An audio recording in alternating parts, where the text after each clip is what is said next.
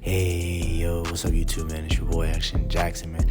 And in today's video, I'm going to be talking about the NFL draft and going over my mock draft that I did for the Dallas Cowboys. I did a full 6th round mock draft. I didn't do 7 because the Dallas Cowboys don't have a 7th round pick as of this recording, April 7th on a Thursday. The draft doesn't come until April 28th, so we have about another 3 weeks until the draft comes our way. So I'm going to go over the 30 visits that the Dallas Cowboys have had with players so far, and then I'll go in talking about how I took from the 30 visits that the Dallas Cowboys had and translated it into my mock draft strategy. So let's hop into the video, man. Let's go. Draft is I'm looking for the basic needs that I think the Dallas Cowboys need, and for me, that is a receiver. I mean, obviously, receiver is a need, but I feel like they can go either one or two ways about it. So today, like I said, was April 7th, the Thursday, of this recording. We were in the talks for getting Brandon Cooks, but he just got extended to a 2-year deal from Houston. Doesn't necessarily mean he can stay there, but I'm pretty sure the only reason why the trade talk rumors came out was because his contract wasn't guaranteed. So now, since he got his money situation figured out, I think he's going to end up staying in Houston. So I don't think he's going anywhere right now. But like I said, crazy things happen in the NFL, especially with this offseason. So they can just extend him and still trade him if they want to. But it doesn't make sense for the Texans to give up cap space and then just to get rid of him. So it doesn't make sense. So these are the 30-day receiver visits. So yeah, like I already said, what the position needs, I feel like the Cowboys they need offensive line, especially interior. I'm fine with our tackles. I'm fine with Terrence Steele at right tackle. He's serviceable, and he was really great for us last year when he started those 5 to 6 games. Ever since when he started week 2 and then on, he's been really, really great for us. Tyron Smith, he's shaky to me. He's kind of like the Anthony Davis for the Cowboys. You don't know how long he's going to play, and when he does play, he's pretty serviceable. He's pretty, he's really good when he's healthy, but healthy for Tyron is like 8 to 10 games, if that. So yeah, so these are all the 30-day visits, and I'm about to go over the mock draft, man. Let's go. I'm going to first show you guys the first round. I know you guys don't really care about the rounds 2 through 7, but I'm just showing you guys the first round. And one thing you got to take into account is not every 32 franchises know how to draft, so you can't expect all these guys to pick great players, because if you look at this board right now, I don't even see. Okay, I see one quarterback with Malik Willis taken at 13 by Houston. And then I think that's the only quarterback that came off, which I find it really hard to believe. I felt like I won't be surprised if a Seattle takes a quarterback, Washington maybe, but I don't know, because Washington got Carson Wentz, so they probably won't get a quarterback. But New Orleans, I'm surprised they didn't get a quarterback, and yeah, I'm surprised by those couple of teams that didn't take a quarterback. Obviously this isn't your big star-studded quarterback class like how it was last year, 2017, 2016. This is one of your big, heavy loaded quarterback classes. So, you're not going to see a bunch of quarterbacks being taken off the board. You definitely see Malik Willis getting taken off the board just because of his intangibles. With a big arm, he's a dual threat. Anytime the pocket breaks down, he's still looking downfield. So Malik Willis is, obviously going to be, a nice pick for somebody in this first round. But there's been rumors around like Desmond Ritter out of Cincinnati getting selected in the first round. Matt Corral, Sam Howell, so Kenny Pickett. There's a bunch of guys that are being talked about quarterback-wise that are supposed to be taken in the first round. Then, like I already mentioned before, a lot of these teams are not great at drafting, and there's always a surprise pick every year. great. It was when that 2019 or 2020 draft when we got CeeDee Lamb. The Packers, they picked the quarterback in the first round for no reason, and then he's been sitting on the bench for the past 2 years, going on 3, and then they gave Aaron Rodgers a 4-year extension. Philly was another team who took Jalen Reagor when they had Jettas on the board, Justin Jefferson. So there's a bunch of surprise picks that will happen every year. And even if you look at, last year was a big crazy, not too much because, it was a top heavy draft. But if you look at that, you look at that draft and you look at some of the wild picks, for me, it was, the Niners trading all the way up to 3 to have Trey Lance when they could have possibly have taken, I feel like, maybe a better quarterback in Justin Fields. But, they believe in Trey Lance more. I feel like same thing with the Falcons, especially where the Falcons are now, and they've been in a rebuilding situation for at least 3 to 4 years. And I don't know why they went up. I don't know why they selected Kyle Pitts.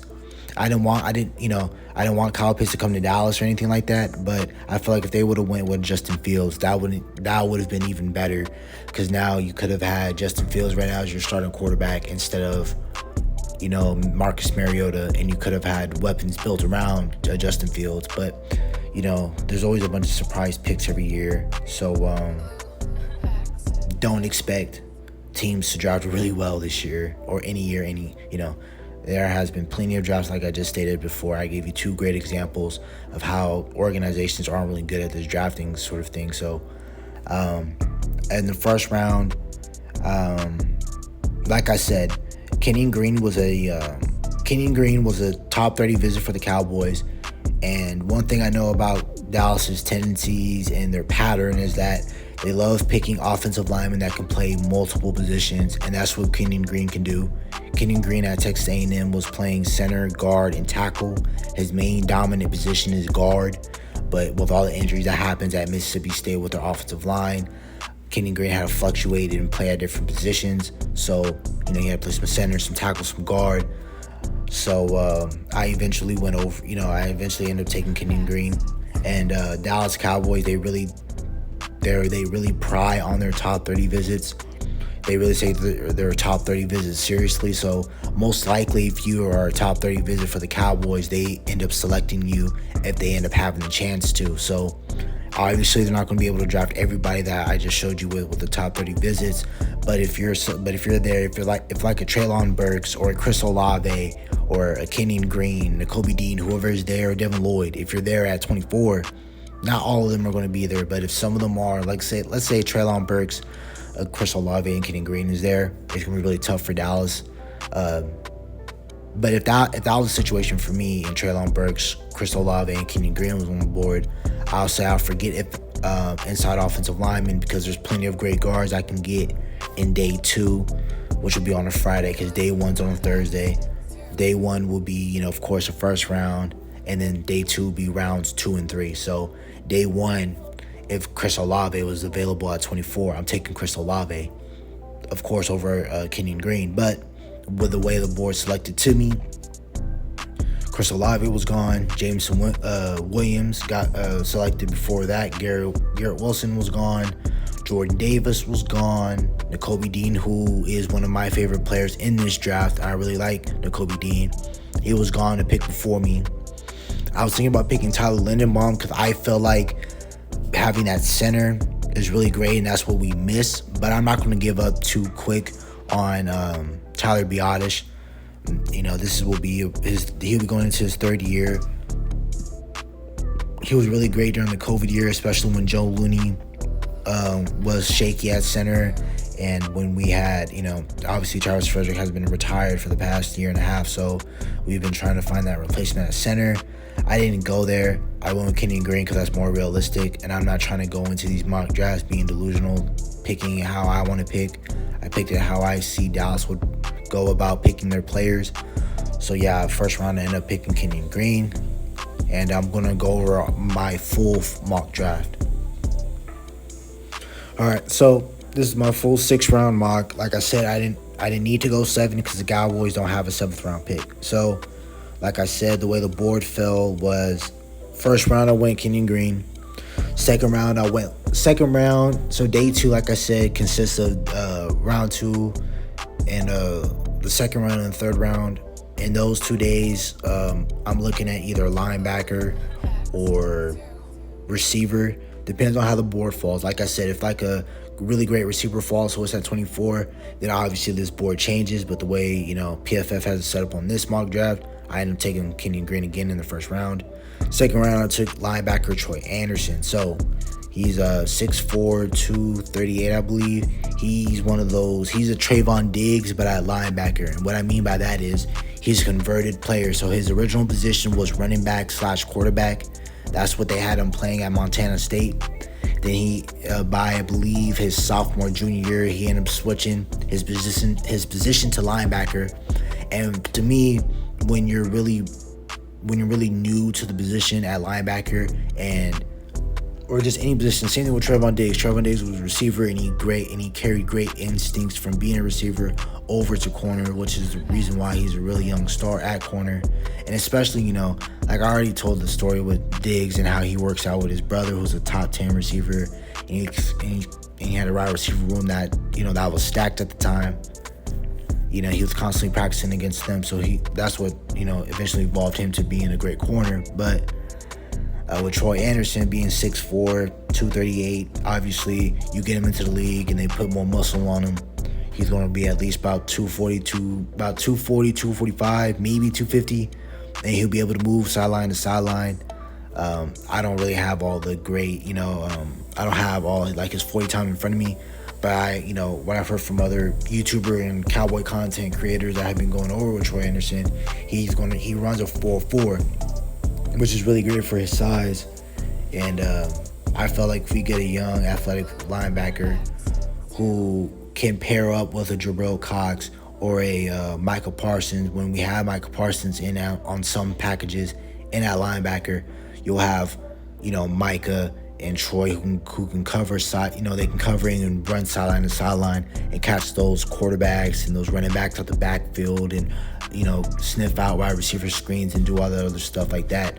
So I love the Troy Anderson pick. For me, I really do. 6'4" linebacker, newly converted to the position.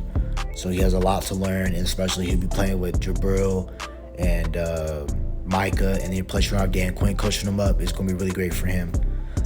Third round, I went receiver. I went Romeo Dobbs out of Nevada. If I looked over his profile for PFF, he's 6'2". That's obviously he's not a 30-day visit for the Cowboys, but I'm pretty sure if he's available at that pick, pick 88, I can see the Cowboys picking a receiver, just for the fact that they're going to need some wide receiver depth going into the season. I don't know how much you're going to rely on a Romeo Dobbs. He was really great at Nevada. He's 6'2". He's 208 pounds. And ever since he's been starting there from Nevada State, he's been a consistent player. He's been playing 10-plus games. I believe he had like 500, 800 yards his freshman year. But then from his sophomore all the way up to junior year, he had 11 plus 100, 1,100 plus receiving yards and a couple touchdowns added to his career. But obviously, he had a pretty good quarterback in Carson Strong, and that system they was running over there in Nevada. So I believe Romeo Dobbs will definitely transition well into the league, and definitely playing with a quarterback like Dak Prescott, top 10 quarterback in my opinion. You bring him over with a pretty elite quarterback in Dak. Romeo Dobbs can easily transition to the league in my opinion. Those were my day 1 and day 2 picks right there. So day 3, I picked an edge, Tyrique Smith at Ohio State, man. This is a pick that I really love. This is another guy that I like in the draft, that I believe that if we can steal day 3, this is going to be a really nice player for us, a really nice rotational guy opposite of DeMarcus Lawrence. Obviously, you guys know we lost Randy Gregory, and then plus Michael Parsons. He's going to see time at the end. But like I said, and many reports out there, we're not going to keep Michael Parsons at the end because that'll be limiting his potential and his talent. So we're going to have him switching between, playing nickel, playing inside linebacker, playing outside linebacker, playing the end. He might line up over the center he might line up over the center trying to bully the center. So it's going to be nice to have an edge like Tyrique Smith, who's athletic, and he'll be really great in the run game. He's an elite pass rusher. He can definitely get to the quarterback. He's great, like I said again, in run defense. So this is definitely somebody I would like to pick up. And I believe he's like 6'3", 6'4". So this is a really nice pick, and lanky dude. So that's definitely somebody I would love for the Cowboys to add. And another pass rusher, that'd be really nice. So I picked a 6'5" Chris Paul out of Tulsa. This is a really nice tackle I like. This is potentially somebody that you can look at as who can start for your left tackle. Like I said, I don't know what's going to go on with Tyron Smith. I don't know how many more years he has. I feel like, in my opinion, the rate he's going, he's probably going to play for another year or two maybe. But definitely prepare now to prepare when Tyron Smith leaves, because you don't want him to leave last second and you don't prepare. Now you're SOL at the tackle position, then now you don't have nobody to back him up. So it's better now that you draft a guy like Chris Paul, and then don't forget you still have another guy, Josh Ball, in the fold. I don't know what you're going to do with Josh Ball. Maybe he's your swing tackle, he's your young swing tackle who doesn't have a lot of tread on his tire. He hasn't played football in a little bit. So, obviously he played last year, but, with some reps. So maybe Josh Ball is your swing tackle, your Chaz Green sort of dude, Terrence Steele maybe, depending on how he is. We developed Terrence Steele really nice, because now looking at Terrence Steele, he's now our starting right tackle, and his rookie year, nobody liked him. He was an undrafted rookie out of Texas Tech, and look where he's at now. So, yeah, obviously we got to see where Terrence Steele is when he's playing consistently 16, 17 games plus playoffs if we make it there this year. So definitely like Chris Paul, 6'5". Same thing. This is another guy, position flexibility. He plays guard, tackle. Dallas loves their linemen. That's a pattern they have. They love their linemen that can play multiple positions, and that's another guy they have right here in Chris Paul out of Tulsa. So obviously I picked the safety. I picked the safety obviously because we have Malik Hooker on a 2-year deal, and same goes for J-Ron Curse. We both have both those guys locked down on 2-year deals. Not really locked down, because going into the second year, we can both opt out of their contracts if they're not playing up to expectation. So I picked a guy in Smoke Monday. He's 6'2", coming out of Auburn. He's a thumper coming down, and he can cover. This is a guy that I like, obviously. If he's available, of course, in the 5th round where I selected him, or even later, that'll be a nice steal for us. But I really like this kid out of Auburn, man, 6'2". Dallas loves their 6'2" guys, no matter what position you play, except for like defensive line. If you play 6'2", there's a good chance you come and play for the Dallas Cowboys, especially if it's a position that they need. I don't necessarily, now finally we're at that point where we don't really need safety, but definitely this is a guy that you want to bring in, because you have Donovan Wilson, who's playing for his contract year, and obviously if he balls out and creates a big market for himself, I believe Dallas Cowboys won't be able to retain a Donovan Wilson. That's why I think picking a Smoke Monday, or just picking a nice safety in general in this draft class, would really give you that backup cushion in case Donovan Wilson doesn't stay. So that's my thought process was going with Smoke Monday. So I'm a quick hitter. I'm going over these next 2 D linemen. I played Jaden Pevy out of A&M again. That's another A&M dude. He's more like a 3 tech. He's a 6'5", 308. So he's running your 3 tech, 1 tech. Maybe put on more pounds. He can play your 1 tech. He can be your space eater. Stop the run sort of dude. Adam Anderson, this is a project out of Georgia. Everyone's been hyping up Georgia. I'm not saying that in a bad way, but I'm just saying, like, they're like, people are like, if you're looking for a defense and you need, and you really need to turn around your defense, if you went just any Georgia dude out of 7, in the 7 rounds of the NFL draft, you'll be good. Obviously, I know they're not saying every guy, because there's not every guy on that Georgia defense who was good, but they do have a lot of great players on that team. So that's what kind of my thought process was. Not like, I pick any Georgia player, but this is a nice little project coming out of Georgia. This can be your rotational in case any injuries happen, late game situation, we're blowing the team out. He can get some reps in, special teams guy. Who knows? He might be one of them late round picks who can turn into a potential star. We might never know, but this is a project for me in the 5th round. And last pick I picked in the 6th round was running back Chandler out of North Carolina. He's a 6-foot running back, and one thing I really like about with running backs is if you can stay consistently healthy throughout your college career, have nice carries. He hasn't had any fumble issues at UNC. He's a dual threat. They kind of use him like how they did Javonte Williams when he was at UNC last year.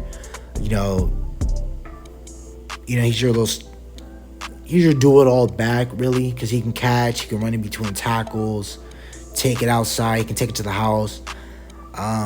I transitioned my mindset from from picking a running back in the first day high. I'm over that. I've seen too many running backs. Derrick Henry got selected in the 2nd round. Elijah Mitchell, that went to the Niners. He got picked in the 6th round. He's a baller. 7th round, Austin Eckler, baller. Chris Carson, 7th round, baller. Joe Mixon, early day 2 pick, baller. You do not need a great running back now to take you places in terms of you want to win a championship. You're not winning. This ain't the 90s, early 2000s no more. You're not going to win Super Bowls with your Eric Dickersons, your Marshall Faulks, and your Emmitt Smiths and your Barry Sanders. You're not going to win playing like that anymore. Those days are over with. If you can get you a running back if you can play running back by committee, as long as your front 5 is solid, meaning your left tackle through right tackle is solid and they're healthy and they can play consistently, then you don't have to worry about who's back there at running back, because 2016 proved that to you when you had Zeke. I don't hate Zeke, but I'm just saying I picked Ty Chandler in the 6th round because there's 2 things that's happening. In 2023, we're going to be able to get out of Zeke's contract, which would be really great for me. I love Zeke. I love what he did his first, couple of years in the league. But his time has passed him. That's no hate, but that's just how the running back position is. So it is what it is. I'm pretty sure he can go to another franchise and be the starting running back and all that. But his time in Dallas is up. Tony Pollard, I don't know what we're gonna do with Tony Pollard. Would I give him an extension? Sure, depending on what it's looking like. But of course, like I said with that Ty Chandler, you can pick a running back. You have Tony Pollard on a contract this season. If you want to go into next draft another running back and get rid of Zeke and Tony Pollard, so be it. As long as you fix my front 5 and you get it back to what it was looking like 6-7 years ago, I don't care who's playing that running back, because anybody can carry the rock in the NFL as long as you don't have a fumbling issue. It doesn't matter for me, man. So this is my full mock draft for the Dallas Cowboys. Hope you guys enjoyed the video. Please comment on what selections I could have made, maybe. What are your thoughts? What do you want the Dallas Cowboys to select? Things like that. Hope you guys have a nice day. Bye.